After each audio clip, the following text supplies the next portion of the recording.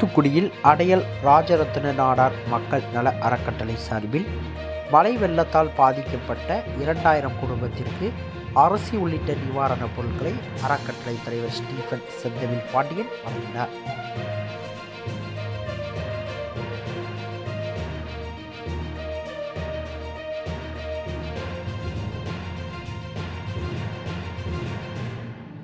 தூத்துக்குடி மாவட்டத்தில் கடந்த 18, 19 ஆகிய 2 தினங்கள் பெய்த கனமழை காரணமாக மாநகரில் பல்வேறு பகுதிகளில் மழை தண்ணீர் குளம் போல் தேங்கியது.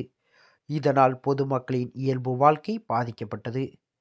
மேலும் குடியிருப்பு பகுதியில் தண்ணீர் புகுந்ததால் சிலர் முகாம் மற்றும் உறவினர்கள் வீட்டில் தஞ்சம் அடைந்தனர்.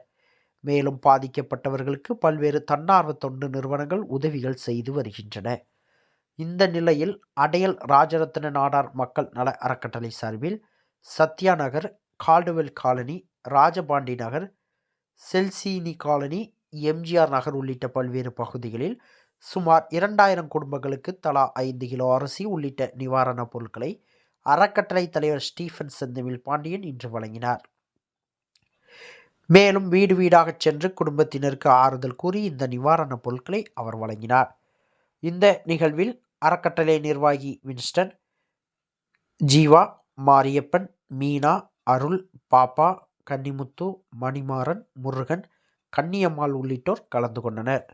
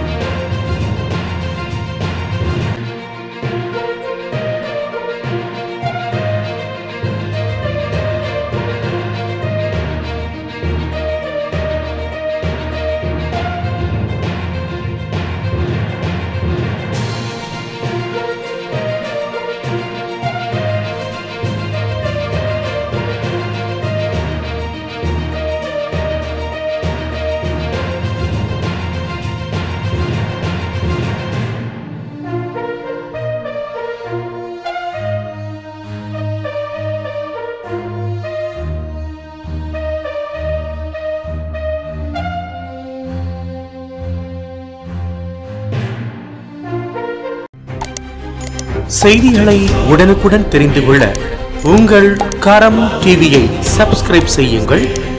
அதோடு பெல் பட்டனையும் கிளிக் செய்யுங்கள்.